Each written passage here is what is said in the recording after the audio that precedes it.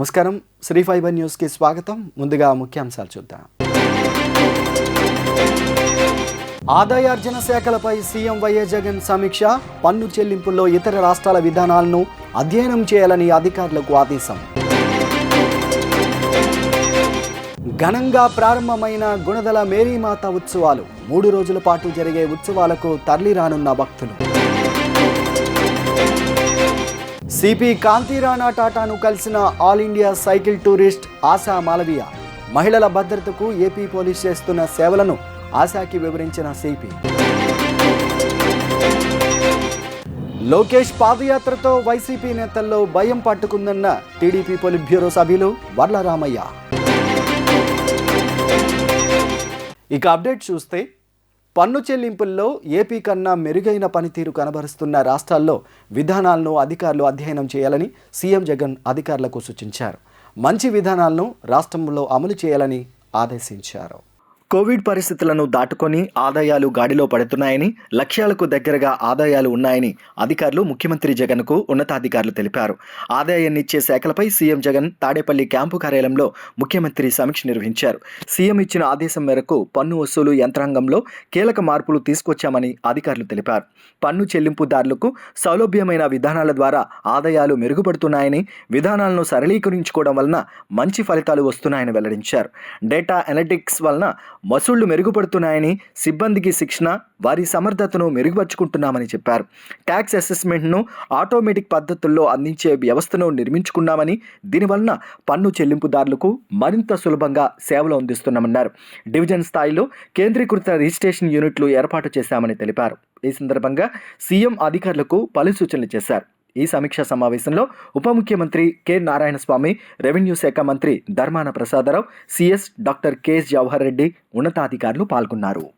గుణదల మరియమ్మ తల్లి తిరునాళ్లు వైభవంగా ప్రారంభమయ్యాయి. 3 రోజుల పాటు జరగనున్న మహోత్సవాలలో మేరీమాతను కొలుస్తూ ప్రత్యేక ప్రార్థనలు, పూజలు నిర్వహిస్తున్నారు.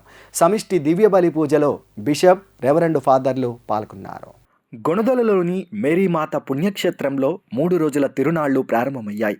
ప్రతి ఏటా ఫిబ్రవరి 9 నుంచి 11వ తేదీ వరకు గుణదల మేరీమాత ఉత్సవాలు వైభవంగా జరుగుతాయి. రాష్ట్ర నలుమూల నుంచి కులమతాలకు అతీతంగా లక్షలాది మంది భక్తులు ఇక్కడికి తరలివస్తారు. గురువారం ఉదయం సమిష్టి దివ్యబలి పూజ కార్యక్రమంతో ఉత్సవాలు ఈరోజు అంగరంగ వైభవంగా ప్రారంభమయ్యాయి. ఆలయ పీఠాధిపతులు, బిషప్లు ప్రత్యేక ప్రార్థనలు నిర్వహించారు. తిరునాళ్లలో భాగంగా సాంస్కృతిక కార్యక్రమాలను ఏర్పాటు చేశారు. మధ్యాహ్నం గుణదలలో గుణదల మాత తేరు ఊరేగింపును నిర్వహించనున్నారు. కోవిడ్ తర్వాత జరుగుతున్న తిరునాళ్లు కావడంతో భక్తులు పెద్ద సంఖ్యలో హాజరయ్యే అవకాశం ఉంది. గుణదల మాత మహోత్సవాలు ఈరోజు అధికారపూర్వకంగా ప్రారంభించాం. వీటన్నిటికీ గత 2-3 నెలల నుండి అనేక కార్యక్రమాలు ప్రారంభించి, అన్ని వసతులు కల్పించి, ప్రజలందరినీ, ముఖ్యంగా భక్తులందరినీ ఆహ్వానిస్తూ ఉన్నాం. ఈరోజు ఉదయం చాలామంది భక్తులు వచ్చారు. అదేవిధంగా ఈరోజు సాయంత్రం కూడా, రేపు, ఎల్లుండి ఈ 3 రోజులు భక్తుల సమూహం వస్తూనే ఉంటుంది. వాళ్ళందరూ వచ్చి మరియమాత దీవెనలు పొంది వాళ్ళ జీవితాలను, జన్మను సార్థకం చేసుకోవాలని ఈరోజు మేము అందరినీ హృదయపూర్వకంగా ఆహ్వానిస్తున్నాం. అదేవిధంగా ఇక్కడ అన్ని సదుపాయాలు చేయబడ్డాయి. భద్రత కానీ, లేకుంటే శానిటరీ సౌకర్యాలు కానీ, అదేవిధంగా వైద్య సౌకర్యాలు కూడా చేయబడ్డాయి. అలాగే మంచినీళ్ళు, మిగిలిన విషయాలు కూడా చిన్నపిల్లలకు కానీ, పెద్దవాళ్ళకి కానీ, స్త్రీలకు కానీ అన్ని సదుపాయాలు మేము కల్పించి వాళ్లను ప్రత్యేక విధంగా అందరికీ సహాయం చేయడానికి, అలాగే దేవుని దీవెనలు అందించడానికి కావలసిన పర్సనల్ కూడా ఉన్నారు. అందుకని ఇంకొకసారి మిమ్మల్ని అందరినీ హృదయపూర్వకంగా ఈ పండుగ ఆహ్వానిస్తున్నాను. God bless you. ఫ్రాన్స్లోని లూర్దు నగరంలో 1858 ఫిబ్రవరి 11వ తేదీన మేరీ మాత బెర్తిదేత్ అనే బాలికకు దర్శనమిచ్చిందని చరిత్ర చెబుతుంది. ఆ దర్శనం స్ఫూర్తిగా 1925లో విజయవాడలోని గుణదలలో ఫాదర్ అర్లతి అనే మతబోధకుడు మేరీమాత విగ్రహాన్ని ప్రతిష్ఠించారు.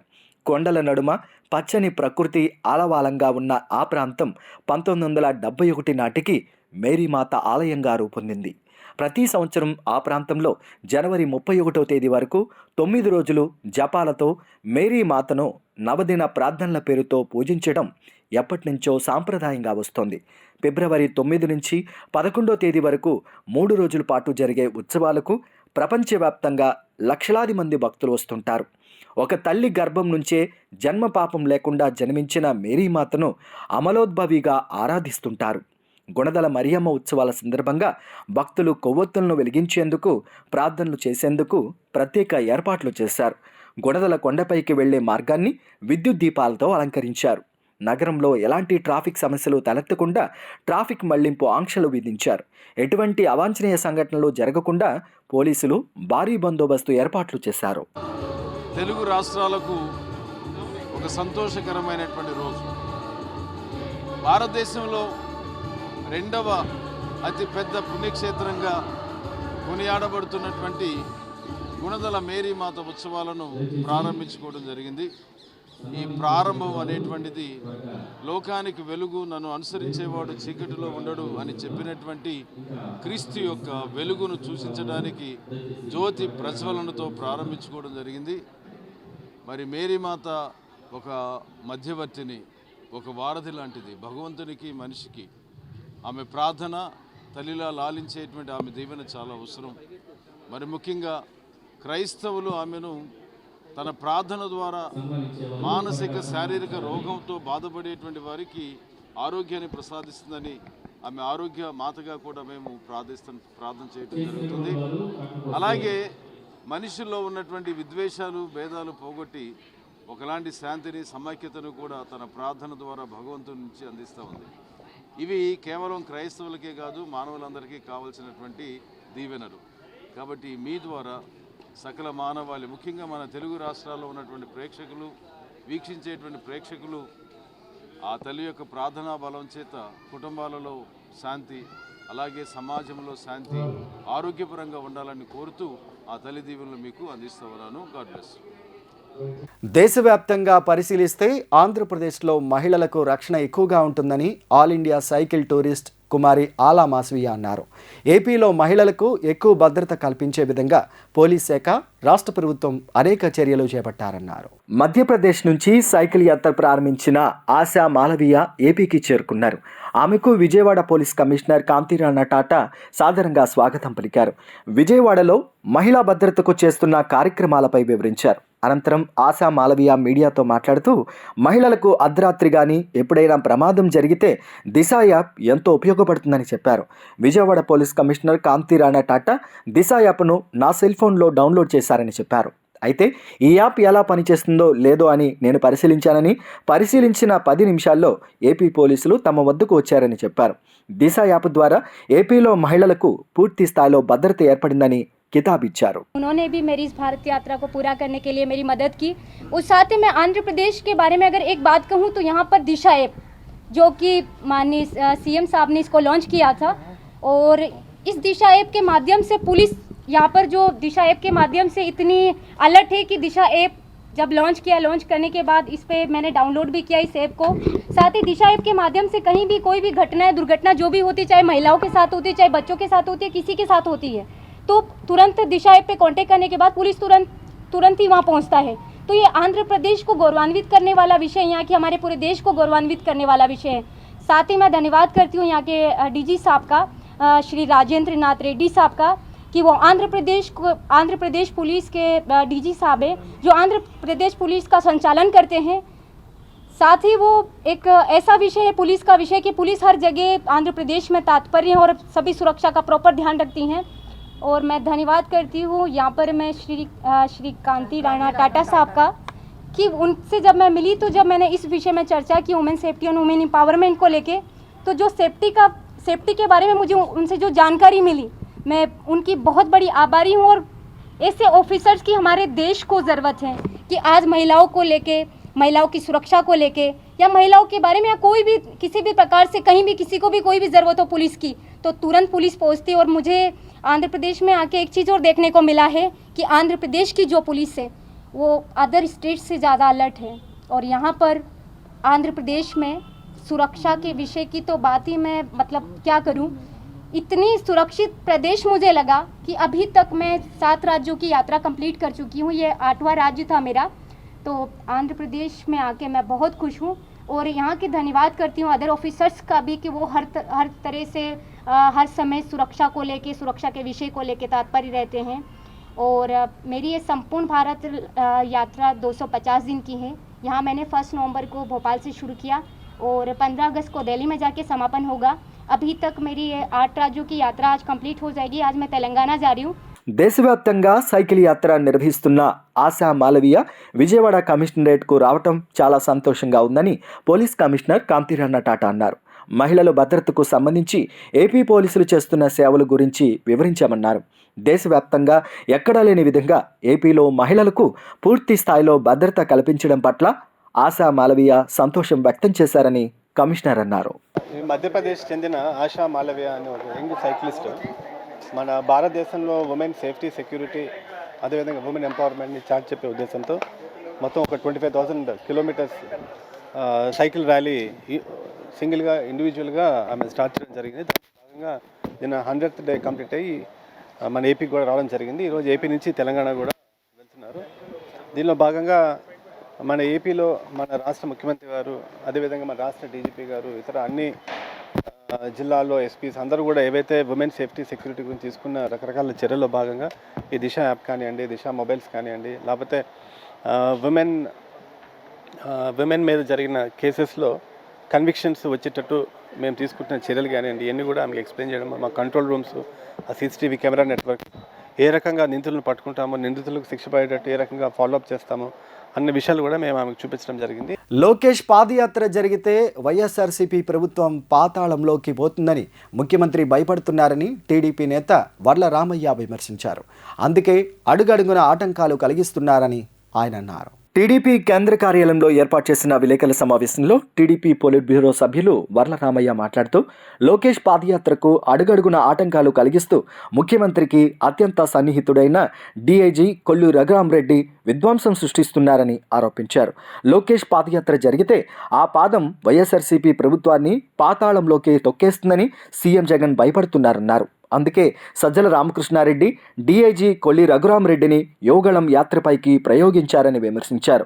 రఘురామరెడ్డిపై జరుగుతున్న సిఐడి దర్యాప్తు, రవిగుప్తా అనే అధికారి అతనికి ఛార్జ్ మెమో ఇవ్వటం, పొలాల కొనుగోళ్లు, అమ్మకాల వ్యవహారంలో అతని ప్రమేయం వంటి వివరాలన్నీ తమకు తెలుసని అన్నారు. పాదయాత్రలో ఓవరాక్షన్ చేసే పోలీసులను వదిలేది లేదని హెచ్చరించారు. నారా లోకేష్ తెలుగుదేశం పార్టీ ప్రధాన నాయకుడు, జాతీయ పార్టీ ప్రధాన కార్యదర్శి పాదయాత్ర చేస్తూ ఉన్నారు. పోయిన నెల 27వ తారీఖు నుండి కూడా ఆ పాదయాత్ర ఒక 6 రోజులు 7 రోజులు సజావుగా సాగింది. విపరీతమైన స్పందన, ప్రజల్లో చైతన్యం, ముఖ్యంగా యువతలో ఒక ఉద్వేగం, ఒక పట్టుదల, ఆయన పట్ల నమ్మకం, ఓవరాల్గా ఒక చైతన్యం వచ్చి ఆయన వెంట పరుగులు తీస్తున్న నేపథ్యాన్ని గమనించిన ఈ ప్రభుత్వం పోలీసులను అడ్డుపెట్టుకొని ఆనాటి నుండి 7వ రోజు నుండి అడుగడుగున లోకేష్ బాబు పాదయాత్రకు ఆటంకాలు కలిగిస్తున్నారు. ఇది చాలా దుర్మార్గమైన చర్య, చాలా తప్పుడు చర్య. ఇది అప్రజాస్వామికం. ఇది ఆ బిడ్డకున్న ఫండమెంటల్ రైట్స్ని, ప్రాథమిక హక్కుల్ని ఈ ప్రభుత్వం పోలీసుల అండతో కాలరాస్తూ ఉన్నది. ఇది సరైనది కాదు. This is against Indian constitution. KC Pullaiah foundation ఆధ్వర్యంలో రాష్ట్రంలోని ట్రాన్స్జెండర్స్ను ఒక వేదికపైకి తీసుకొచ్చారు. రాష్ట్ర ప్రభుత్వం ట్రాన్స్జెండర్ వెల్ఫేర్ బోర్డు ఏర్పాటు చేయాలని ప్రకాశం జిల్లా ట్రాన్స్జెండర్ దుర్గా డిమాండ్ చేశారు. తమ హక్కుల కోసం కొంతమంది ప్రాణత్యాగాలు కూడా చేశారని ఆవేదన వ్యక్తం చేశారు. గత కొన్ని సంవత్సరాలుగా తమ హక్కుల కోసం అనేక పోరాటాలు చేస్తున్నామన్నారు. తమకు స్వయం ఉపాధి కోసం రాష్ట్ర ప్రభుత్వం కృషి చేయాలంటున్న ట్రాన్స్జెండర్ దుర్గాతో మా ప్రతినిధి Likhitha face to face. KC Pullaiah foundation ఆధ్వర్యంలో ట్రాన్స్జెండర్స్ అందరినీ ఒక వేదికగా ఏర్పాటు చేసి సమావేశం అయితే నిర్వహించారు. దీనికి రాష్ట్ర నలుమూలల నుంచి కూడా ట్రాన్స్జెండర్స్ అందరూ కూడా ఇక్కడ ఈ సమావేశానికి హాజరయ్యారు. ఈ సమావేశానికి ఇప్పటికే మల్లాది విష్ణు, సెంట్రల్ ఎమ్మెల్యే మల్లాది విష్ణు కూడా వచ్చి ప్రభుత్వం తరఫున అనేక సంస్థలు కూడా ఉన్నాయి, మీకు ముందుకొచ్చి ఆర్థిక సాయం చేస్తాయంటూ కూడా వీళ్ళకి భరోసా ఇచ్చిన పరిస్థితి. ఇక్కడ మనతో మాట్లాడటానికి ట్రాన్స్జెండర్ ప్రకాశం జిల్లా నుంచి వచ్చిన ట్రాన్స్జెండర్ దుర్గా ఉన్నారు. ఆవిడని అడిగి తెలుసుకుందాం. మేడం చెప్పండి, అసలు ఎలాంటి ప్రభుత్వం నుంచి అసలు ఎలాంటి మీకు ఎలాంటి సహకారాలు వస్తున్నాయి, అసలు భవిష్యత్తులో అసలు ఎలాంటి ట్రాన్స్జెండర్స్ నుంచి అసలు మీరు ఏం కోరుకుంటున్నారు? అందరికీ నమస్కారం. నా పేరు బోనదుర్గ, మాది ప్రకాశం జిల్లా ఒంగోలు నుంచి వచ్చాము. ఈరోజు ఇక్కడ పీసీ పుల్లయ్య ఫౌండేషన్ తరపున ట్రాన్స్జెండర్స్ అసోసియేషన్ మీటింగ్ కోసమని మేమందరం కూడా ఇక్కడికి రావడం జరిగింది. సో ఈ మీటింగ్ యొక్క ముఖ్య ఉద్దేశం ఏంటంటే ట్రాన్స్జెండర్స్ ప్రతి ఒక్కరికి అందరికీ కలిపి ఒక వేదిక కావాలి, అదే వేదిక వెల్ఫేర్ బోర్డుగా ఉండాలనే ఒక ముఖ్య ఉద్దేశంతో ఈ యొక్క మీటింగ్ ఏర్పాటు చేయడం జరిగింది. సో దీనికోసము మేము అనేక సంవత్సరాలుగా మేము పోరాటాలు చేసి ఉన్నాము. దీనికోసం కొంతమంది ప్రాణత్యాగాలు చేసి ఉన్నారు, పోరాటాలు చేసి ఉన్నారు. అనేక సంవత్సరాల నుంచి కూడా ట్రాన్స్జెండర్స్ మనుగడ కింద పడిపోయి ఉంది. దాన్ని పైకి లేపే విధంగా కేసీ పుల్లయ్య ఫౌండేషన్ ఈరోజు ముందుకు వచ్చి వీరందరికీ ఒక వేదికగా ఒక మీటింగ్ని కండక్ట్ చేయడం జరిగింది. దీనికోసం అనేక మంది గవర్నమెంట్ సెక్టర్ తరఫు నుంచి అందరినీ పిలవటం జరిగింది. దాని తర్వాత అనేక డిస్ట్రిక్ట్స్ నుంచి మన ఏపీలో ఉన్నటువంటి, తెలంగాణలో ఉన్నటువంటి ట్రాన్స్జెండర్ రైట్స్ కోసం పోరాడే ప్రతి ఒక్క ట్రాన్స్జెండర్ని పిలవటం జరిగింది.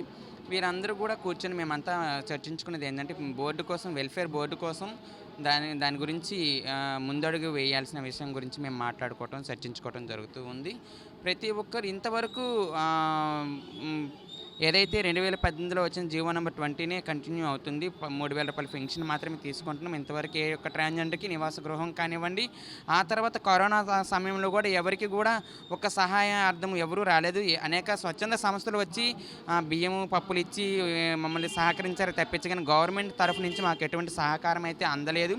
తర్వాత మేము అనేక ఇబ్బందులు ప్రతి ఒక్కరు చూస్తూ ఉంటాం. ఇప్పటికే తమిళనాడులో ఇటు ట్రాన్స్జెండర్స్కి గవర్నమెంట్ పోస్టులు కూడా ఇస్తున్నారు, కానీ ఇటు మన ఆంధ్రాలో వెనుకబడిపోయి ఉన్నారు. అదేవిధంగా ప్రజలు ట్రాన్స్జెండర్స్ని చూస్తేనే భయపడిపోయే పరిస్థితి. దీనికి మీరు ఎలాంటి భరోసా ఇవ్వబోతున్నారు? మేడం గారు, భరోసా మేము ఇవ్వకూడదండి, గవర్నమెంట్ మాకు భరోసా ఇవ్వాలి. ఎందుకంటే ఇంతవరకు గవర్నమెంట్ నుంచి ఒకటి మాకు వచ్చిందండి. అది రీసెంట్గా ఒకటి ట్రాన్స్జెండర్ సెల్ అనేది మాత్రమే ఓపెన్ చేశారు. ఇంతవరకు ట్రాన్స్జెండర్ ప్రొటెక్షన్ గురించి కానీ సెల్ మాత్రం ఓపెన్ చేశారు, కానీ దాని నుంచి మాకు ఏం బెనిఫిట్ ఎక్కువ ఏమైతే కనిపించట్లేదు. ట్రాన్స్జెండర్స్కి అవసరమైనది ఏంటి? నివాస గృహము, బ్రతుకు తెరువు కోసం అనేటువంటి వాళ్ళు చదువుకుని ఉంటే వాళ్ళకి ఎడ్యుకేషన్గా వాళ్ళకి ఏదైనా జాబ్స్ ప్రొవైడ్ చేయటం కానివ్వండి. ఇంకొకటి ఎంప్లాయ్మెంట్లో కూడా ప్రతి ఒక్క జాబ్స్ కోసం మేము ప్రైవేట్గా మేము వెళ్తుంటే గవర్నమెంట్ జాబ్స్ కోసం ప్రతి దాంట్లో కూడా మాకు మేల్ ఫీమేల్ అక్కడ మాకు చాలా ఇబ్బంది వస్తుంది. ట్రాన్స్జెండర్స్ కాలాన్ని పూర్తిగా నిర్వీర్యం చేశారు. ట్రాన్స్జెండర్ కాలం ఇంతవరకు మేము దాన్ని ఒక సమస్యగానే ఎదుర్కొంటూ ఉన్నాము. దాన్ని ఖచ్చితంగా అనేక రాష్ట్రాలు, మన పక్క రాష్ట్రాలు అనేటువంటి తెలంగాణ, తమిళనాడు, కేరళ, కర్ణాటక రాష్ట్రాలు అవన్నీ తీసేసి వాళ్ళకి ఇప్పుడు చూస్తున్నట్లయితే కర్ణాటకలో 1% రిజర్వేషన్ ఇచ్చారు, తమిళనాడులో కూడా రిజర్వేషన్ ప్రొవైడ్ చేశారు. మరి కేరళలో అయితే ఉచితంగానే ఎస్ఆర్ఎస్ సర్జరీకి వాళ్ళు సర్జరీకి 2 లక్షల రూపాయలు ఇవ్వటం జరిగింది. తర్వాత వాళ్ళు 6 నెలలు, 1 సంవత్సరం ఇంటికాడ రెస్ట్ తీసుకునేటప్పుడు నెలకు 3,000 రూపాయలు వాళ్ళకి పెన్షన్గా ఇవ్వటం కూడా జరుగుతూ ఉంది. కానీ కేవలము ఇది ఈ ట్రాన్స్జెండర్స్కి 3,000 రూపాయల పెన్షన్తోనే చేతులు దులుపుకుంటున్నారు. అది నలుగురితో పాటు ఇచ్చినట్టుగా మాకు ఇస్తున్నారు. ఇది 2018 నుంచి. మేడం, ఈ వేదికగా మీరు రాష్ట్ర ప్రభుత్వానికి ఏమని చెప్పదలుచుకున్నారు? ఈ వేదికగా మేము కోరుకునేది ఏంటంటే ప్రతి ఒక్క ట్రాన్స్జెండర్స్కి కూడా వెల్ఫేర్ బోర్డు కావాలి. మా సమస్యలు మేము పరిష్కరించుకోవడానికి, మాకై మేము గొంతు విప్పడానికి, మా గలం ప్రజలకి, ప్రభుత్వ అధికారులకి తెలియపరచడానికి మాకు బోర్డు కావాలి. అదేవిధంగా చదువుకునే వాళ్ళకి ఎంప్లాయ్మెంట్ కావాలి. ట్రాన్స్జెండర్స్ ప్రతి ఒక్కరికి కూడా రిజర్వేషన్ కావాలి. మాలో చదువుకోలేని వాళ్ళకి స్వయం ఉపాధి పనులు చేసుకోవడానికి గవర్నమెంట్ తరఫు నుంచి లోన్స్ కానివ్వండి, లేకపోతే సెల్ఫ్ ఎంప్లాయ్మెంట్ కోర్సెస్ కానివ్వండి, వాళ్ళ దగ్గరుండి నేర్పించి వాళ్ళకి లోన్స్ ఎక్కువ మొత్తంలో, అంటే ఇప్పుడు గవర్నమెంట్ బ్యాంకులు ఏదైనా మన ప్రైవేట్ బ్యాంకులో మనం లోన్స్ అప్లై చేసుకుంటే 1,00,000 2,00,000 ఇస్తున్నారు. 1,00,000 2,00,000 వల్ల చిన్న మనం వ్యాపారాలు చేసుకోవటమే కుదురుతుంది. ఏదో ఒక 5 లక్షలు 10 లక్షలు మనం ఇస్తే ఒక మంచి వ్యాపారం చేసుకోవడానికి, డిగ్నిటీగా బ్రతకడానికి కూడా అవకాశం కల్పించిన వాళ్ళు అవుతారు. దానివల్ల ఏమవుతుందంటే భిక్షాటన ఎప్పటికీ ఆగదు, సెక్స్ వర్క్ ఆగదు. కాకపోతే దీన్ని బేస్ చేసుకొని దీని మీద ఎక్కువ ఇన్కమ్ వస్తే దాన్ని ఆపుకునే శక్తి మాకు వస్తుంది. కాబట్టి సెల్ఫ్ ఎంప్లాయ్మెంట్ కోసమని గవర్నమెంట్ ఖచ్చితంగా దానికి సహకరించాలని కోరుకుంటున్నాం. మొత్తం మీద చూసుకున్నట్లయితే ఈ వేదిక ద్వారా సెల్ఫ్ ఎంప్లాయ్మెంట్ బోర్డు ఒకటి ఏర్పాటు చేయాలని చెప్పి, అదేవిధంగా మొత్తం సెల్ఫ్ ఎంప్లాయ్మెంట్ బోర్డుతో పాటు తమకు చదువుకున్న వాళ్ళకి ఉద్యోగ వృత్తి కూడా అందించాలని చెప్పి ఇక్కడ అయితే చెప్తున్నారు. మొత్తం మీద చూసుకున్నట్లయితే రాష్ట్ర ప్రభుత్వం గతంలో నిర్వీర్యం చేస్తుంది. ఇప్పటికైనా ముఖ్యమంత్రి వైఎస్ జగన్మోహన్ రెడ్డి స్పందించి తమకు ఎంప్లాయ్మెంట్ అదే ట్రాన్స్జెండర్ సంక్షేమ బోర్డు ఏర్పాటు చేయాలని చెప్పి కూడా ఇక్కడ దుర్గా అయితే చెప్తున్నారు. ఇది ఇక్కడ ఉన్న పరిస్థితి. వీడియో జర్నలిస్ట్ శోభనాద్రితో లిఖిత, డిజిటల్ న్యూస్, విజయవాడ. యువత విద్యార్థి దశలో ఉన్నత లక్ష్యాలను ఏర్పరచుకొని వాటి సాధన కోసం కృషి చేయాలని ఇస్కాన్ టెంపుల్ అధ్యక్షులు చక్రధరి దాస్ తెలిపారు. ఇంటర్మీడియట్ అనేది ఎంతో కీలకమైందని, ఇంటర్ తర్వాత ఏమి చేయాలనేది సరైన నిర్ణయం తీసుకోవాలని సూచించారు. విద్యార్థులకు చదువుతో పాటు సమర్థత, వ్యక్తిత్వం, క్రమశిక్షణ, సహకార గుణం చాలా అవసరమని తెలిపారు. రియో టెక్నాలజీస్, క్యూజర్ టెక్నాలజీస్ ఆధ్వర్యంలో MS Ramaiah university, Nitte Meenakshi university సహకారంతో బెన్ సర్కిల్ సమీపంలోని వేదిక ఫంక్షన్ హాల్లో ఎడ్యు ఎక్స్పో 2023 పేరిట 2 రోజుల ఎక్స్పోను నేడు ప్రారంభించారు. శారదా కళాశాల GM G Vighneshwara Rao, MS Ramaiah university assistant professor Anusha, Nitte university ప్రతినిధులు, Rio technologies MD Vinay Ramesh జ్యోతి ప్రజ్వలన చేసి ప్రారంభించారు. ఎడ్యు ఎక్స్పోలో భాగంగా విద్యార్థులకు మోటివేషన్ క్లాస్ నిర్వహించారు. ఇస్కాన్ టెంపుల్ అధ్యక్షులు చక్రధరి దాస్ విద్యార్థులకు మార్గనిర్దేశం చేశారు. విద్యార్థులు చదువుతో పాటు మంచి వ్యక్తిత్వం, క్రమశిక్షణ కలిగి ఉండాలని సూచించారు. Rio technologies MD Vinay Ramesh మాట్లాడుతూ 10+2 తర్వాత ఏ కోర్సు చదవాలనేది చాలా మందికి అవగాహన లేదని, ఇంజనీరింగ్, మెడిసిన్లు కోర్సుల గురించి మాత్రమే వారికి తెలుసని చెప్పారు. ఆ రెండూ కాకుండా ఇంకా ఏవేమి కోర్సులు ఉన్నాయనేది విద్యార్థులకు తెలియదన్నారు. ఇంటర్మీడియట్ తర్వాత విద్యను అభ్యసించేందుకు ఎన్ని రకాల కోర్సులు ఉన్నాయి, ఎటువంటి అవకాశాలు ఉన్నాయి తెలియజేసేందుకు నగరంలో తొలిసారి ఎడ్యుకేషన్ ఫెయిర్ నిర్వహించామని తెలిపారు. 20 యూనివర్సిటీల ప్రతినిధులు ఈ ఎక్స్పోలో పాల్గొని వివిధ రకాల కోర్సులు, అవకాశాల గురించి తెలియజేస్తున్నారని అన్నారు. Ramaiah university of applied sciences assistant professor Anusha మాట్లాడుతూ 62 సంవత్సరాలుగా రామయ్య యూనివర్సిటీ విద్యార్థులకు నాణ్యమైన విద్యను అందిస్తుందన్నారు. థియరీ నాలెడ్జితో పాటు ప్రాక్టికల్ ఎక్స్పీరియన్స్ కూడా విద్యార్థులకు అవసరమని అన్నారు. విద్యార్థుల ఆలోచనను కార్యరూపంలోకి తీసుకొచ్చేలా వారికి ప్రోత్సాహాన్ని అందిస్తున్నామని చెప్పారు. అంతర్జాతీయ విశ్వవిద్యాలయాలతో తమకు ఒప్పందాలు ఉన్నాయని, విదేశాలలో ఉన్నత విద్యను చదవాలనుకునే విద్యార్థులకు తమ యూనివర్సిటీ ఆ అవకాశాన్ని కల్పిస్తుందన్నారు. This is Vinay Ramesh from Rio Technologies. Like we have a co-sponsor called Nitte Meenakshi University from Bangalore. This is one of the best university. They have a lot of companies integrated with this university, and they are in one top in Karnataka, to be one in five position in Karnataka. They have a lot of courses right from pharmacy. They have right from engineering. They have medical colleges in Mangalore, and they are one of the top college which is right now in the Bangalore. Which I want to tell you one thing is that this college is doing a lot of unique things there, right from engineering department. Many people think that engineering is like only a mechanical engineering, but this university has come up with uniquely, they have a mechanical engineering integrated with artificial intelligence. So the students are benefited with a various way. Now today's generation, many people think that if I go to certain courses we cannot be placed, but Nitte Meenakshi is one college where the students from varieties of courses are getting placed, and the university is in Vijayawada. Like if the students are interested, they can come and get a forms filled, and they can get registered, and they can take the information about various things right from the price of the college and other stuffs. So we are proud to say this college is participating in Vijayawada, and the students can be benefited by taking the counseling from the college. Thank you.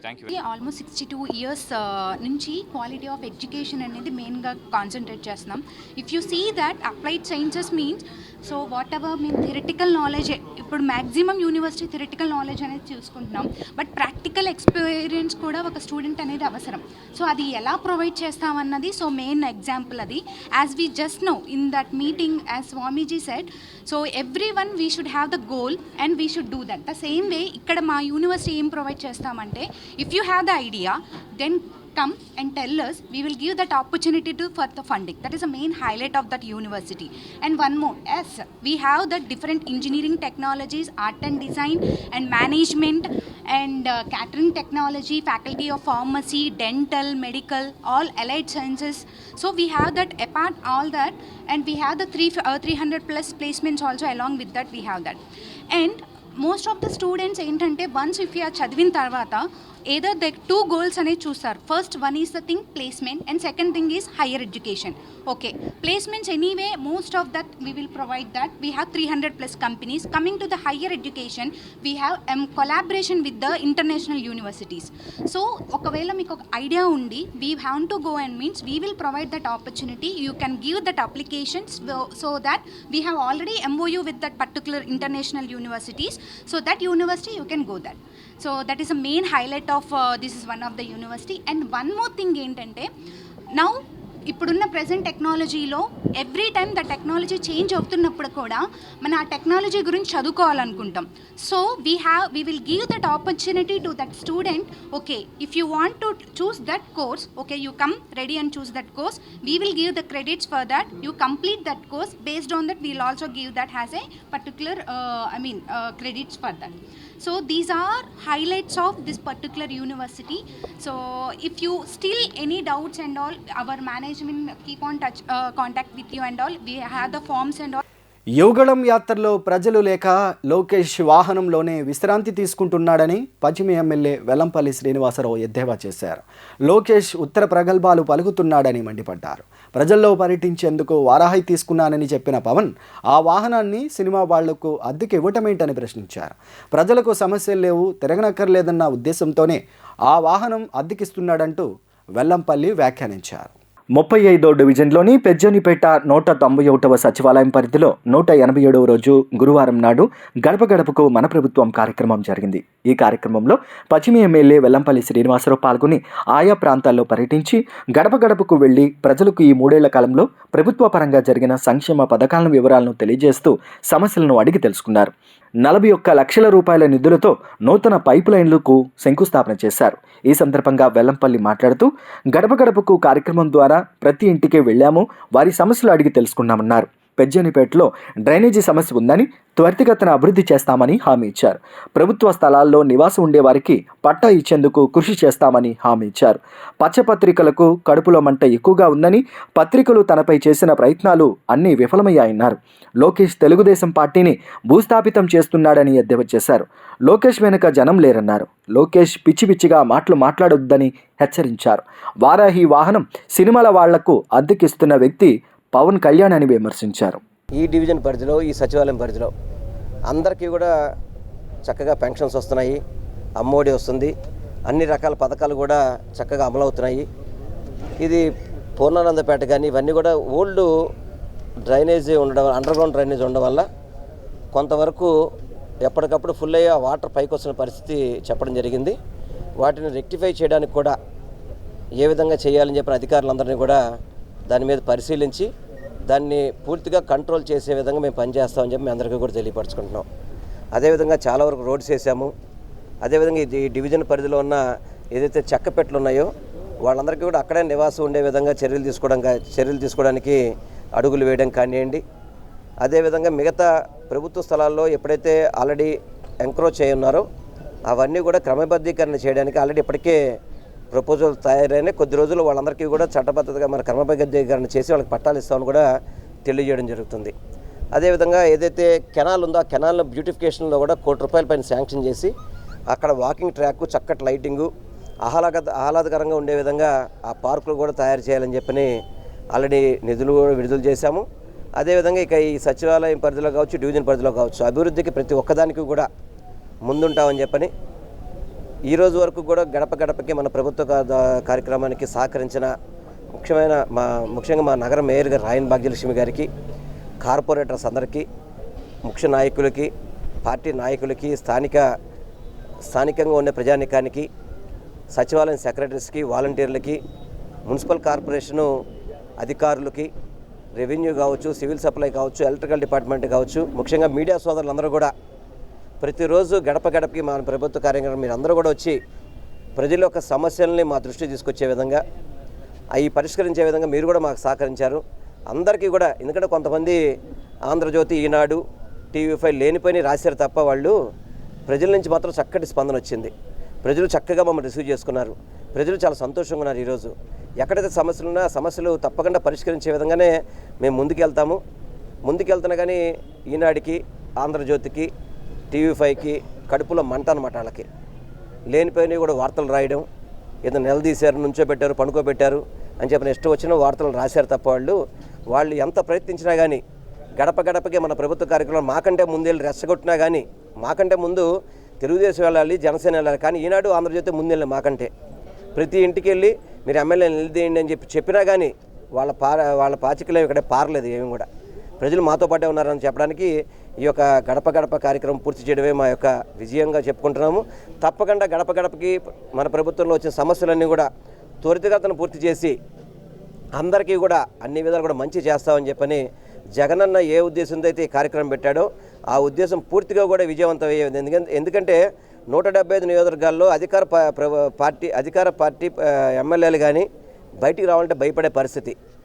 కానీ ఈరోజు ధైర్యంగా 175 నియోజకవర్గాల్లో ప్రతి ఒక్కళ్ళు బయటకు వస్తున్నారంటే జగనన్న పరిపాలన విధానానికి ఇదొక నిదర్శనంగా మనందరం భావించాల్సిన అవసరం తెలియపరచుకుంటూ ఈ కార్యక్రమానికి సహకరించిన ప్రతి ఒక్క నాయకుడికి కూడా నేను హృదయపూర్వకంగా నమస్కారాలు తెలియపరచుకున్నాను. ఎందుకంటే రాష్ట్రంలో ఎమ్మెల్సీ ఎన్నికల్లో అధికార పార్టీ అక్రమాలకు పాల్పడుతుందని సిపిఐ రాష్ట్ర కార్యదర్శి రామకృష్ణ ఆరోపించారు. ఎన్నికల కోసం ప్రతాప్ రెడ్డిని కడప ఆర్జేడీగా నియమించారని అన్నారు. ఎమ్మెల్సీ ఎన్నికల్లో కూడా ఇంత దారుణంగా చేయడానికి జగన్కు సిగ్గుండాలని మండిపడ్డారు. ఇప్పటికే ప్రజాస్వామ్యాన్ని జగన్ అపహాస్యం చేశారని, అన్ని ఆధారాలు పరిశీలించి ప్రతాప్ రెడ్డిని ఎన్నికల సంఘం సస్పెండ్ చేయాలని రామకృష్ణ డిమాండ్ చేశారు. రాష్ట్రంలో ఎమ్మెల్సీ ఎన్నికల్లో అధికార పార్టీ అక్రమాలకు పాల్పడుతుందని సిపిఐ నేత రామకృష్ణ విమర్శలు గుప్పించారు. విజయవాడ దాసరి భవన్లో ఏర్పాటు చేసిన విలేకరుల సమావేశంలో ఆయన మీడియాతో మాట్లాడుతూ గతంలో సీఎంలు ఎవరు ఈ ఎన్నికల్లో జోక్యం చేసుకునేవారు కాదని, జగన్మోహన్ రెడ్డికి ఏం పోయే కాలం వచ్చిందో అంటూ వ్యాఖ్యలు చేశారు.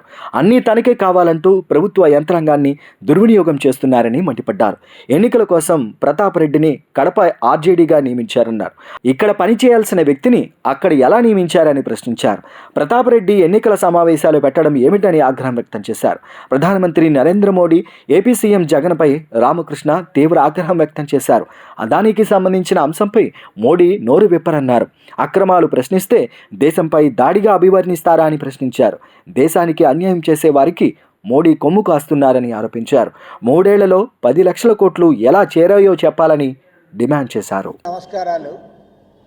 ఇవాళ భారతదేశంలో పార్లమెంటును చూసిన వారందరూ కూడా ఆశ్చర్యపోయే విధంగా మన ప్రధానమంత్రి నరేంద్ర మోడీ గారు ఇవాళ ఆయన ఒక రకంగా చెప్పాలంటే ప్రజల్ని మభ్యపెట్టే రీతిలో ఆయన ప్రసంగాలు వినిపిస్తూ ఉన్నాడు.